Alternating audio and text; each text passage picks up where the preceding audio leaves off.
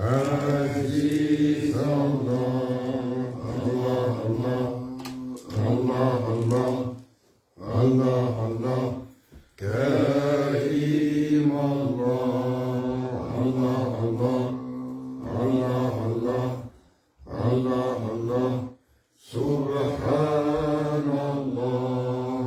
Allah, Allah, Allah, Allah, Allah, Allah, سلطان الله. يا ربي أنت السلطان.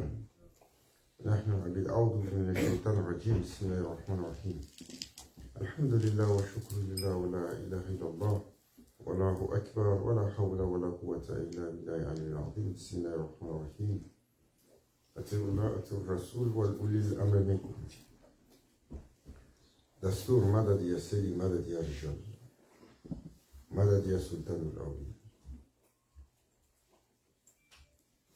Louange à Allah Azza wa Jal, qui nous a honorés de tous les honneurs, qui nous a favorisés parmi tous, qui nous a accordé tellement de bien.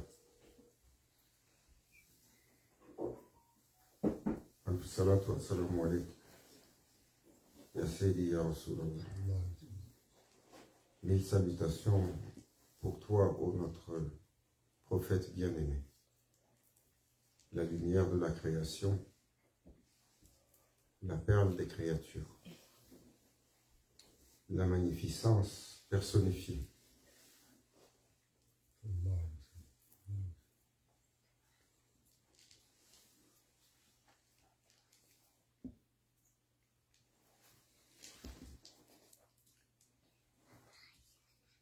Le bien, faire le bien, c'est la meilleure chose pour le serviteur. Parce que la conséquence du bien, elle est toujours positive. La conséquence du bien, elle donne toujours du bien. Quand tu as servi, quand tu as aidé, quand tu as porté, quand tu as fait attention à l'autre,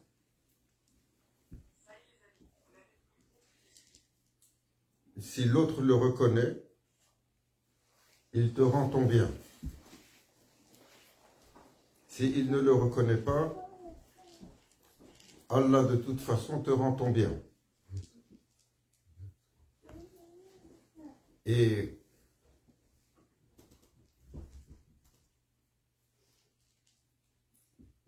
les croyants devraient toujours, dans leurs transactions, quelles qu'elles soient, se rappeler de la primauté d'Allah. Ce que nous oublions tellement facilement dans notre économie avec les humains.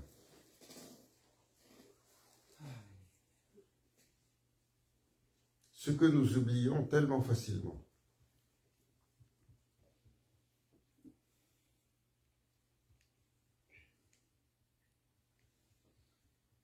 Lorsqu'on fait les choses pour Allah, il n'y a pas d'attente pour autre chose. Il n'y a pas d'attente pour une reconnaissance. Il n'y a pas d'attente pour une félicitation. Il n'y a pas d'attente pour un retour de l'ascenseur.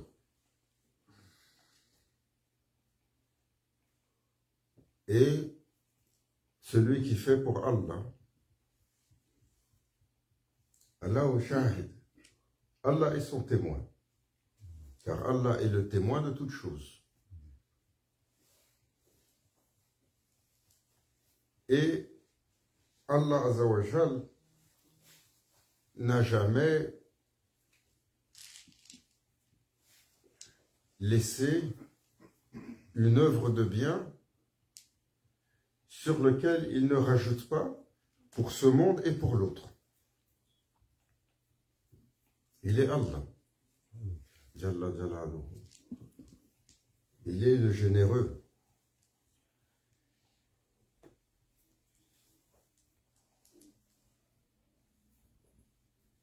Celui qui attend dans son œuvre une appréciation, une félicitation, un retour, il y a toujours une chance d'être déçu. Pourquoi? Parce que c'est la nature des humains. Les humains ne sont pas comme des anges. Par nature, nous sommes défaillants. Même l'humain, avec la meilleure intention, lorsqu'il arrive dans des contraintes excessives, il peut montrer un autre visage. Alors, je posais à une de nos sœurs cette question il y a quelques jours, pour que ça porte à la méditation. Parce que le serviteur, il doit toujours élever sa pensée. Le prophète sallallahu alayhi wa sallam a dit, le croyant, il est intelligent. Il a une intelligence du cœur. Il est subtil. Il est nuancé. Et il est perspicace à comprendre les choses. Et toujours dans la pensée, parce que nous cogitons beaucoup, l'humain. S'il y a une chose que personne ne peut arrêter, c'est, comme on l'appelle, le hamster. Le crâne. Ça tourne sans arrêt toute la journée, on pense, on calcule, on évalue, on se souvient, on anticipe. Et toujours dans cette pensée-là, il y a bien des niveaux, il faut toujours essayer d'élever la pensée au plus grand. Et Allah, il dit, vous n'avez pas pris la bonne mesure de votre Seigneur. Il rappelle aux humains, vous n'avez pas pris la bonne mesure de votre Seigneur, vous avez sous-estimé la grandeur d'Allah. Vous avez sous-estimé sa suprématie.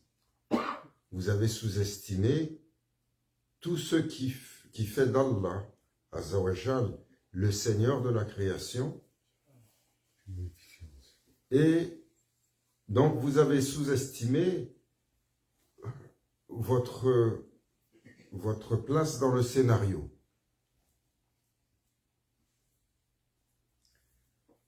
Et donc, lorsque le serviteur doit élever sa pensée, le prophète sallallahu alayhi wa sallam, il a dit, cogite, médite, parce que l'heure que tu as passée à cogiter ou à méditer, pas sur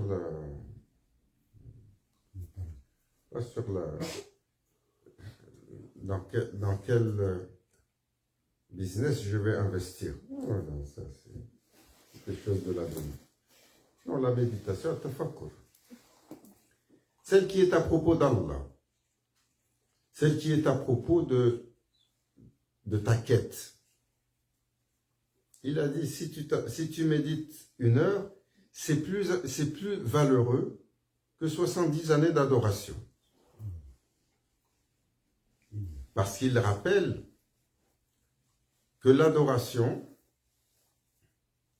si elle n'élève pas l'état de l'âme, si elle n'élève pas l'état de conscience, si elle n'élève pas l'état de la pensée, elle a quelque chose de déficient. Et cette méditation profonde rapproche de façon très intime à Allah. Alors il disait, 1 heure passée à cette méditation, ça vaut plus que 70 années de ibadah. Alors, le serviteur doit méditer et il doit se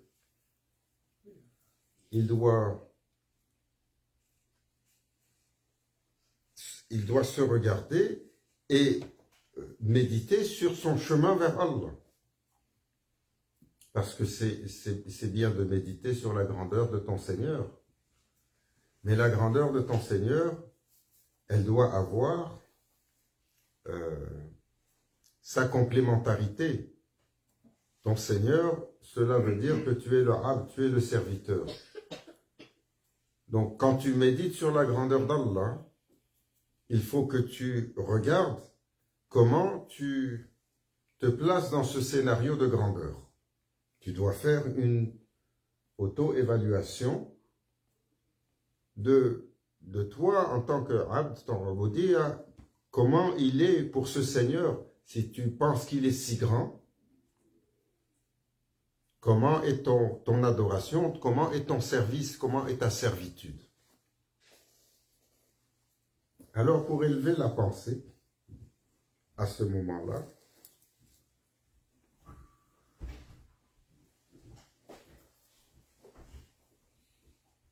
je disais, il faut s'auto-évaluer au point de se poser la question, Ya Foulan, es-tu prêt à sacrifier ton paradis pour quelqu'un d'autre?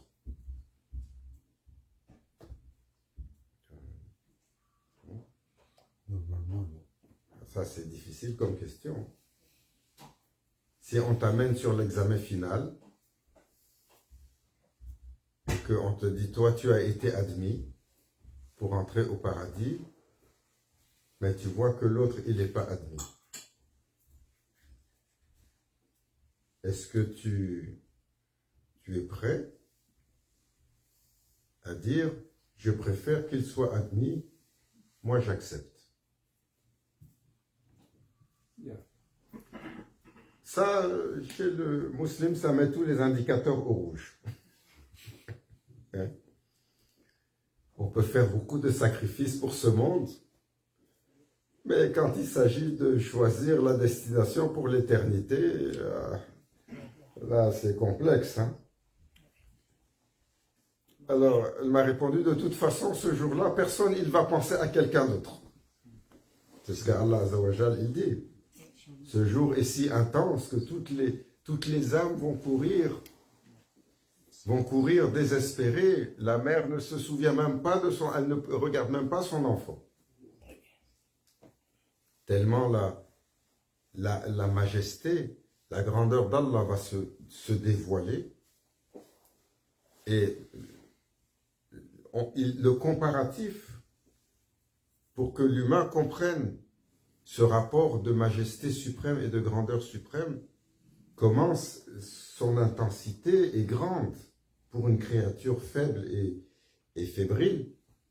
On compare, on dit quand Allah Azza wa Jal va se manifester, la puissance du tajalli qui va envelopper le serviteur, il va sentir comme le soleil est descendu et est en train de lui cuire la cervelle.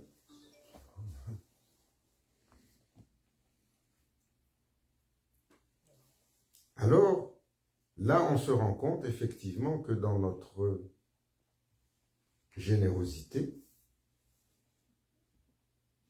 dans notre bonté, il y a une limite. Et le prophète a dit, nul d'entre vous ne peut prétendre avoir accompli sa foi s'il n'aime pas pour son prochain ce qu'il aime pour lui-même. admettons. Donc ça, c'est quoi? C'est la personne va dire, oui, mais je veux pour lui le paradis, mais pas moi prendre sa place. Parce que là, j'ai voulu pour lui, mais au détriment de ce que j'ai. C'est pour ça que le prophète sallallahu alayhi wa sallam, il a parlé de iman, l'accomplissement de la foi. Au-delà de l'accomplissement de la foi, au-delà du iman, qu'est-ce qu'il y a? Il y a le ihsan. Et quand on rentre dans l'océan de ihsan, c'est un autre paradis. C'est une autre réalité. Alors, qu'est-ce qu'on trouve dans l'océan de ihsan?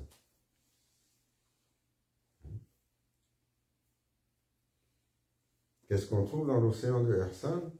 On trouve des prophètes qui ont sacrifié leur âme pour leur nation. On trouve le prophète sallallahu alayhi wa sallam, comme il disait, grande chère, quand va arriver et qu'il y aura les désespérés de sa nation, qui sont dans le barème et rouge et qui sont inadmissibles, il va donner tout son amal pour essayer de les sauver. Il va demander à son Seigneur, Ya Rabbi, tout ce qui est écrit pour moi, pour eux. Et il va se retrouver sans quoi? Sans amal. Sans aucune action éligible à être mise dans la balance pour le faire entrer au paradis. Y a-t-il un sacrifice plus grand que ça?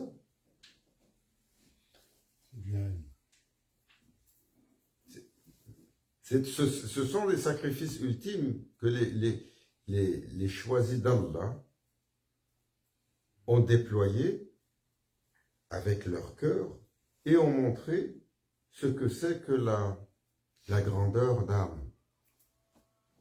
Qu'est-ce qu'il a dit, Sayyidina Abu Bakr as-Siddiq? Il a fait un dua où il dit, Ya Rabbi, tu as créé le Jahannam. Donc il doit y avoir un habitant au Jahannam. Fais-moi rentrer dedans. Mais parce qu'Allah dit, il a créé des gens pour le paradis, des gens pour l'enfer. Et on va faire rentrer les gens de l'enfer à l'enfer. Peut-être certains vont sortir après avoir été purifiés. Et après, ceux qui sont incorrigibles, irrattrapables, on va fermer les portes de l'enfer, on va les sceller pour l'éternité. Qu'Allah nous préserve. Qu'Allah nous préserve. Quand on entend quelque chose comme ça, on ne réalise même pas que peut-être nous, on est éligible pour ça. Hein? Pourquoi? Parce qu'on est sûr. On dit non, moi j'ai pas fait les vilaines choses. Ouais, si j'ai fait les vilaines choses, j'ai essayé de me tenir loin des kabaïr. Donc le barème, il est non négligeable. On est sûr. Mais cette décision finale, elle incombe à qui? Elle incombe à Allah. Nulle âme n'est garantie de son salut, même au sortir de ce monde. Parce que tu ne sais pas sur quelle disposition tu sors de ce monde et tu ne sais pas sur quelle balance tu vas être mise. Man Uddib. Man Uddib. Uddib. C'est ça? Et celui qui sera questionné, le prophète sallallahu alayhi wa sallam a dit, il va avoir une conséquence. Donc, Maulana Cheikh, il disait, Grand Cheikh, Maulana Cheikh Hicham, il disait, Grand Cheikh, il disait, faites le dua de même pas passer au questionnement. Parce que vous ne savez pas jusqu'à quel point la balance et le barème d'Allah, c'est quelque chose de grand et de subtil. nous avons la certitude que nous sommes des pratiquants. Et le prophète sallallahu alayhi wa sallam a mis en garde. Attention, pour ma umma, je crains une idolâtrie cachée, qui va se cacher dans les mauvaises manières. Et qui va faire des serviteurs, malgré l'apparence, qui va faire des serviteurs quoi? Des idolâtres. Hein? Quelqu'un avait posté un hadith du prophète sallallahu alayhi wa sallam. C'est un des compagnons qui était venu voir Sayyidina Mu'adh ibn Jabal. Et vous savez, Sayyidina Mu'adh ibn Jabal, il était un intime du prophète sallallahu alayhi wa sallam. Parmi les nombreux compagnons, 124 000, il y a quelques-uns qui ont été proches de lui, on le voit dans les échanges, dans ce qu'ils ont rapporté. Alors, ce compagnon lui dit, « Ya Mu'adh, raconte-moi quelque chose que tu as entendu du prophète sallallahu alayhi wa sallam, quelque chose que personne ne sait. » On dit, dès qu'il a entendu ça, il a commencé à pleurer. Il a pleuré à chaudes larmes. Quand il s'est calmé, il lui a dit, un jour, le prophète sallallahu alayhi wa sallam m'a appelé et il m'a dit, Ya Mu'adh, je vais te dire une chose qu'aucun prophète n'a dit avant moi.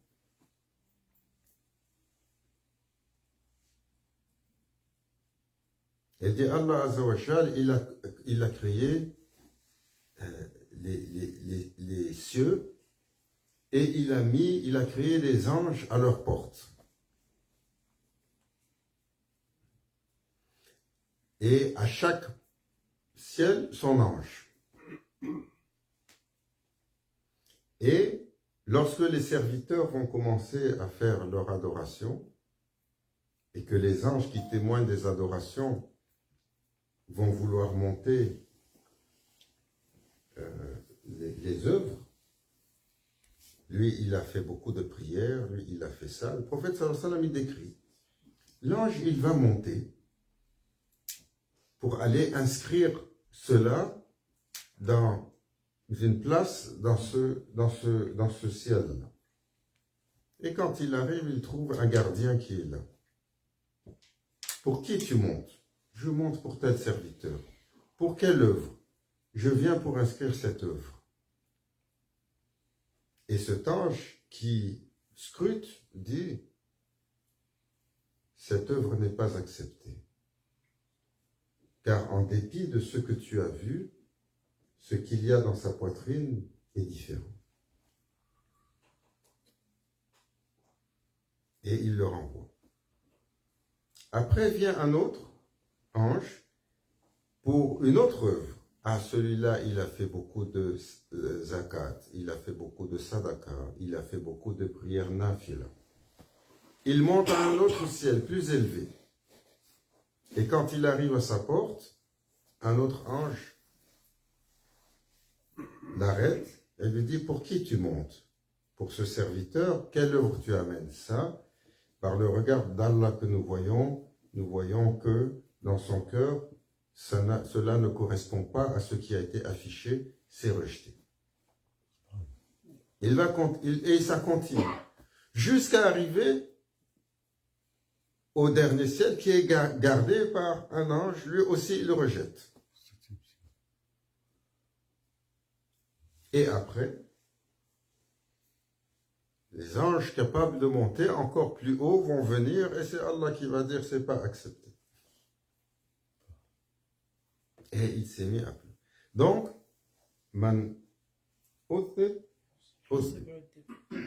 celui qui sera questionné, il va faire face à quelque chose de difficile, ne demandez pas la question. Alors c'est Abu Bakr al-Sadiq, qu'est-ce qu'il a dit? Fais que je rentre dans l'enfer, fais que mon corps soit aussi grand qu'il remplisse l'enfer, et aucune autre créature ne peut rentrer. Il a fait ce doigt à Allah Azza wa Jalla. Et qu'est-ce Qu'est-ce que le prophète sallallahu alayhi wa sallam a dit du Siddiq? Parmi ses qualités, il a dit son dua, il est makoul, son dua, il est accepté.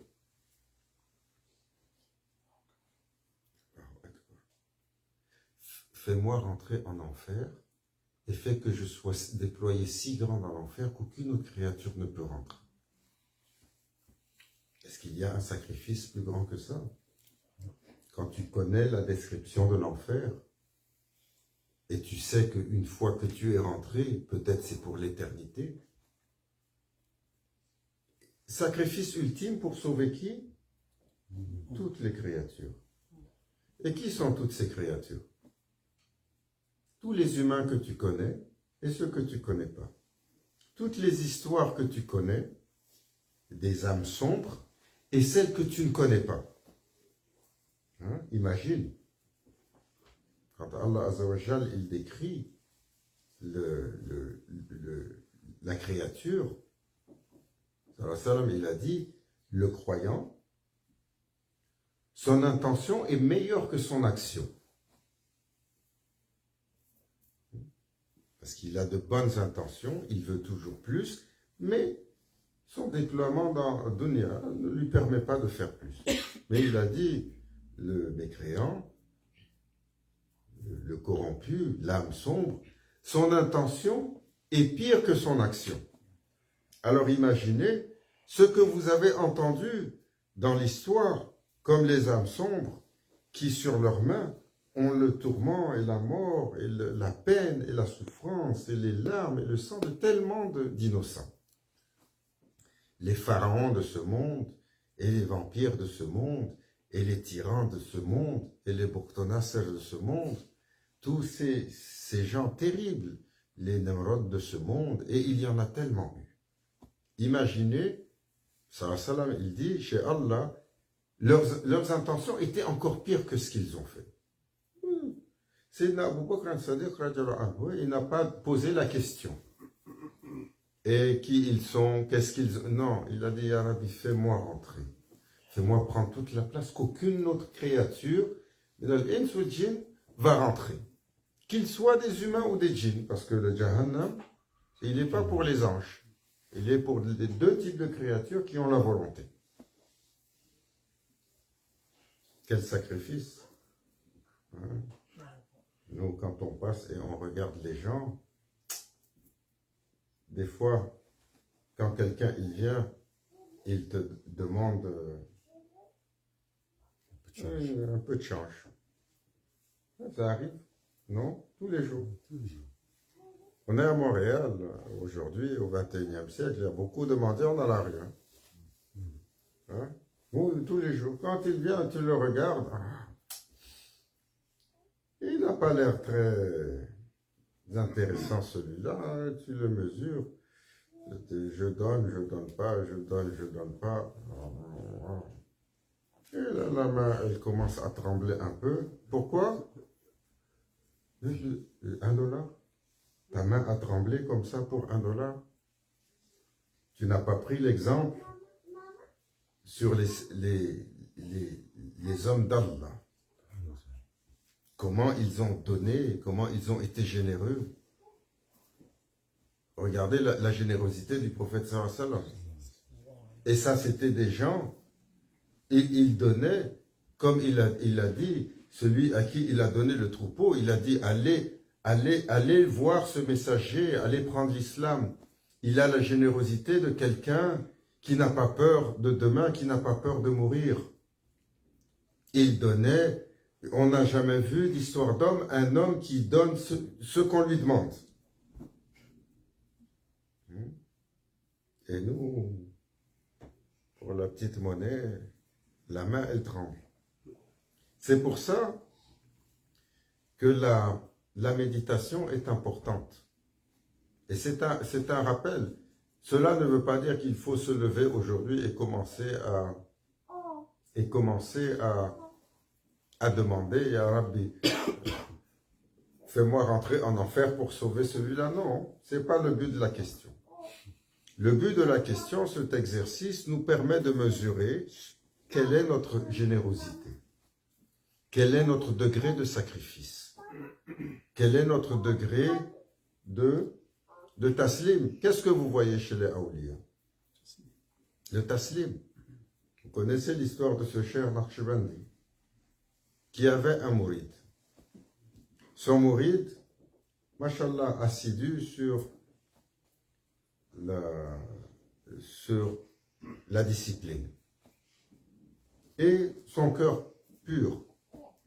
Il a eu des dévoilements.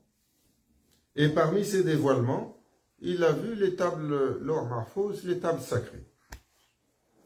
Et les gens de la lumière, leur nom, les gens de l'obscurité, leur nom. Qu'est-ce qu'il a vu? Il a vu le nom de son cher écrit comme quelqu'un de l'enfer. Subhanallah. Alors, Munajat, Ihtikaf, 40 jours, il est dans le Dora. Ya Rabbi, change-le, Ya Rabbi, pour mon cher, envoie-le au paradis. Après 40 jours de dédicace sincère, il jeûnait la journée, il priait la nuit. Allah Azza wa Jal a changé le nom. Et le nom de son cher est passé pour les gens du paradis. Dès que c'est arrivé, le cher est arrivé chez lui en ouvrant la porte. Il a dit, tu n'es plus le bienvenu dans mon assemblée. Si tu ne retournes pas ce que tu as changé, je vais faire descendre sur toi le ciel. Là, le mouride, il ne sait plus quoi faire. Son chef lui a dit, tu vas prier pour que le nom, il change de l'autre côté. Alors, comment tu vas aller dire, Ya Rabbi, oh, mais mon cher, pour aller au Jahannam, Ya Rabbi, mais mon cher, qui peut faire un dua comme ça? Mais son cher était si fort avec lui, il est allé, il a dit, Ya Rabbi. Il ne peut pas dire, mais mon cher au Jahannam, il a dit, Ya Rabbi, pardon pour ce que j'ai fait, restitue ce que j'ai changé. Pour garder. Et après, ça a changé. Et là, le cher est venu le voir, il a dit, maintenant tu es bienvenu dans mon assemblée. Il a dit ça fait 40 ans que je le vois. 40 ans que j'ai vu ça. Ça ne m'a pas changé, ni dans mon effort, ni dans mon service pour mon Seigneur. Ça, c'est son choix. S'il est satisfait avec ça, moi, je suis satisfait. Donc, qu'est-ce qu'on dit? Il y a les uns et les autres. Il y a les gens de l'islam, nous, n'ayons pas de prétention. Il y a les gens de Iman, dont l'état intérieur est illuminé par leur Seigneur. Ils ont atteint un degré d'accomplissement. Et il y a les gens de Ihsan. Et ça, c'est la sélection d'Allah. Les gens de Ihsan. Et à chaque niveau, son barème. À chaque niveau, sa mesure. Qu'Allah Azza wa Jal nous donne matière à méditation. Amen. Pour que nous puissions observer notre condition. Amen. Observer notre état. Que nous puissions ne jamais fermer les yeux sur notre état. Parce que Nifaq, l'une des portes de l'hypocrisie, c'est celui qui se voile lui-même, qui se voile à lui-même. Qu'Allah nous en préserve. Qu'il fasse que nous soyons sincères, même dans nos observations. Et que nous n'ayons jamais de prétention. Et que nous puissions avoir le privilège du tafakkur. la méditation qui élève l'horizon de la pensée, qui élève l'horizon du cœur, qui élève l'horizon de la raison. إلى حضرة النبي الفاتح.